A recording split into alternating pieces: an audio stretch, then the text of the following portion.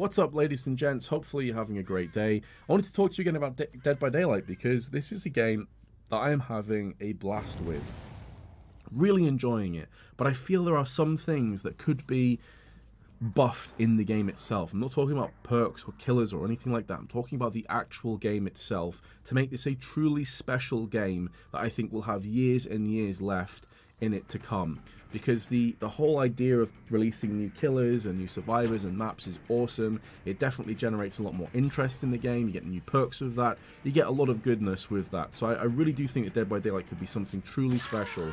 But there are some things holding it back in my mind. I just wanted to talk about it today with you. So if you agree with any of these, let me know. If you have any ideas of your own, let me know. And if you disagree with any of these, by all means, let's start a debate and discussion in the comments section. I don't expect that anyone from the devs of Dead by Daylight are going to see this and it's going to change the world or anything. But these are things that were bothering me, and I thought I'd air them. It doesn't hurt to at least just get them off my chest. So number one is ranked.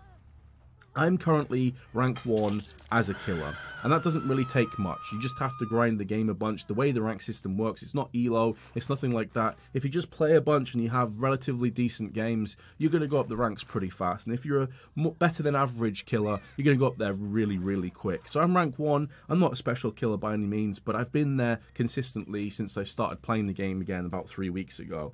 And as rank 1 killer main, it takes me at times 15 to 30 minutes to find the match.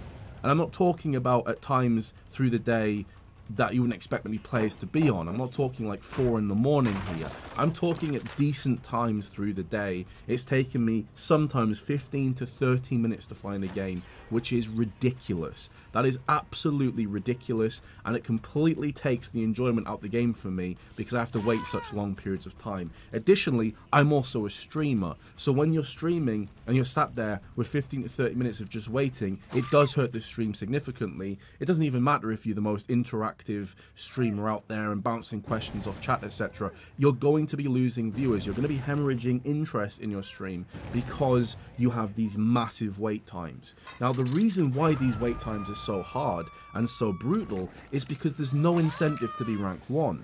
Because these wait times are so long, people actively derank to get down lower ranks where more players are, and they will just play the game there. They will lose games on purpose, they will throw games on purpose, and at first I thought, wow, what scummy pieces of shit people are to just throw games and ruin the experience of everybody else. But now I can kind of understand it a little bit more. I still haven't done it myself, I'm still rank 1, but I definitely understand why people do this, because otherwise you're waiting there for ages for a queue to pop, and sometimes the lobby will bug, you'll be sat there for ages, for no avail. I'll get into bugs a little bit later on. But ranked needs changing, or it needs incentivization for people to continue to play at higher ranks. I'm talking about whether it be cosmetic. It doesn't have to be anything amazing, just like a small cosmetic shirt or trousers or hat or something, or some blood points as a reward for coming at certain ranks. I don't know what kind of blood points we'd be talking about here. Maybe like 200,000 for rank 1, and then you just go down as the ranks decrease. But that would definitely throw out some incentives for people to continue to play without it being a ridiculous amount of blood points that they're getting. It's just right now ranked is not fun. It isn't, and unfortunately in Dead by Daylight, you don't have a casual queue either. You can kill your friends, but if you don't have friends online, then you're just sat there with your finger up your ass waiting in rank queue. And the other reason why that's a problem, and that you don't have separate queues, which I understand it would split the player base significantly and make the wait times even worse for killers. But if you are a rank 1 killer, and you maybe have a couple of killers that you haven't played much but you're interested in learning, and you don't have many perks for them, you don't have much time playing them, if you jump into a rank 1 game, after waiting 15 to 30 minutes, you get squatted up against rank 1 survive with friends, you're going to get absolutely demolished. It's not going to be enjoyable at all, and it's going to put you off playing that character anymore. So it's actually kind of hard to learn characters off that basis. It can put you off in that way too. So ranked is a bit of a mess, I've got to say. I think maybe some solid incentives would certainly increase people's likelihood in playing a lot more and staying at top ranks and not leaving and disconnecting and trolling and throwing games on purpose, which also decreases the fun of people playing the game. definitely needs to be addressed.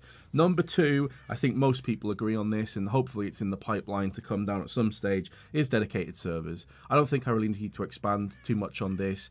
The fact that you're going to get some killers that have dogshit connection as survivors will absolutely ruin the game for you. We've all been there, warping back like 10 meters into the killer after we thought we'd escaped them because their connection's so bad. It's not fun at all. A laggy game in this is brutal. It is not enjoyable whatsoever. I'd like to also talk about some changes to survivors that I think should probably come into the game.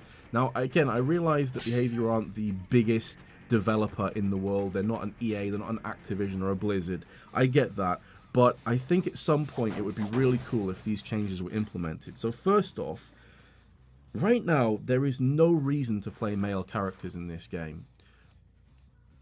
Up until the point that you reach the teachable perks for someone like Jeff with his distortion, which is really good. Which you can also do, by the way, because all the blood points are shared between the survivors.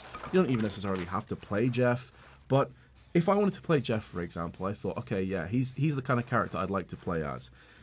He is so much bigger than Claudette, Feng, Nia, Kate, all the female characters. He is so much taller than them. He's over a head and shoulders taller. That sticks out. That actually correlates to a disadvantage in this game. His head is going to peek out over certain rocks. His shoulders, because they're quite broad compared to the female characters, are going to stick out through trees and brushes. And just generally, he is going to be much easier to spot for the killer than any of these female characters. This is why a bunch of try-hard sweaty players will go for Claudette and Feng and Nia, because they're smaller. You actually have an advantage to playing these characters over some of the male characters. There is no conceivable reason other than just cosmetically you think Jeff looks cool to actually pick him up. It's not as if perks only stay with only certain survivors. All the perks are global at a certain point once you get the teachable versions of them. So at some stage there's no reason to play Jeff, there's no reason to play Bill, because it's actually a disadvantage. What I'd really like to see coming at some stage, I know this is asking quite a lot, but what if we actually had separate stat bars for particular survivors? So let's say that we had 3 stats: strength, stamina, and agility. Something like that. Strength obviously correlates to how big the character is, how strong the character is. So someone like David or Jeff would have a very high strength bar, whereas maybe Claudette or Nia wouldn't have such a high strength bar, but their agility would be much bigger because they're not absolute units like Jeff and David are. So maybe strength can correlate to something like it takes longer for the killer to pick you up, or your wiggle is way more powerful, or maybe, and I know this could actually be quite broken, so I'm not necessarily sure if this is the way forward, but maybe if your strength is really up there in terms of the bar, maybe instead of 2 hits to down someone, it takes 3 hits. I know that's quite powerful, so I'm not necessarily advocating that. I'm just spitballing ideas. So there would actually be an advantage to playing one of these male characters like Jeff, like David, as opposed to, well, I'm just going to pick Claudette because she already has stealthy clothes. A lot of her clothes mesh in really well in the background, especially when extra mist is put on there. Plus, she's super small, and it's very hard to see Claudette. This is why Claudette is played so much, same with Feng.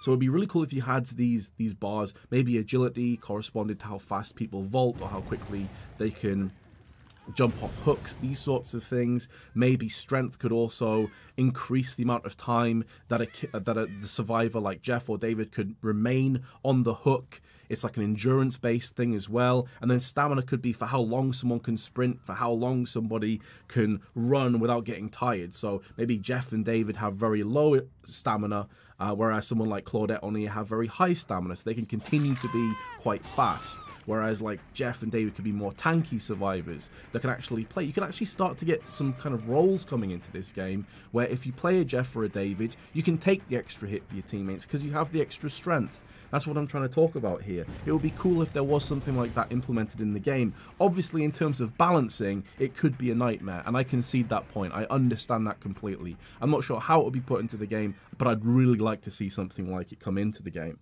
Additionally, on the whole survivor note, something that takes me out of the immersion a little bit when it comes to Dead by Daylight is you have characters like Michael Myers, like Daddy Myers, right? He is notoriously incredibly durable, doesn't seem to ever die. He's an absolute unit, an absolute tank. Yet in this game, I'm supposed to believe that a fucking flashlight shone into his eyes is going to stun him, or a wooden pallet probably weighing about 20 kilos is going to stun him. Like, please, Daddy Myers ain't got time for that shit. It would be cool if the survivors could have like a shotgun, maybe with one shell, which stunned or momentarily killed the killer before they got back up again. That would be kind of cool to me. It'd be more badass. Instead of like a flashlight or these fireworks, why not a flare gun? A flare gun would certainly be understandable. If one hit you in the face, it's going to stun you. It's definitely going to momentarily pause you. Again, it's just small ideas, but I think by having people like Michael Myers and killers such as him get decimated off flashlights incredibly fast, it just doesn't really add up to me, and it kind of just takes me out of it a little bit, I've got to say. It's a bit of a nitpicky one, but whatever. And finally, there needs to be quicker bug fixes when it comes to the game. Right now, as I record this video, there is the basement bug in full effect, and it's brutal. It's absolutely shocking. So basically, if you go down to the basement, there's a chance that you get stuck there in like an infinite basement loop and you can't escape. It's broken. It is game breaking, and it's shit. And from my perspective as a killer, I do my best not to exploit this, so I'm actively not going to the basement and hooking people down there whenever I can. So it's just got to a point where the killer has to change their playstyle if they want to be quote-unquote fair, and the survivors absolutely cannot go near the basement, otherwise it could ruin their game. This needs to get fixed. It really does. It badly needs to get fixed, and much quicker. The devs have said that they know it, they have said they've got a fix for it, but it needs to come up much quicker, because this is going to put off a lot of people from playing the game, which would be a crying shame.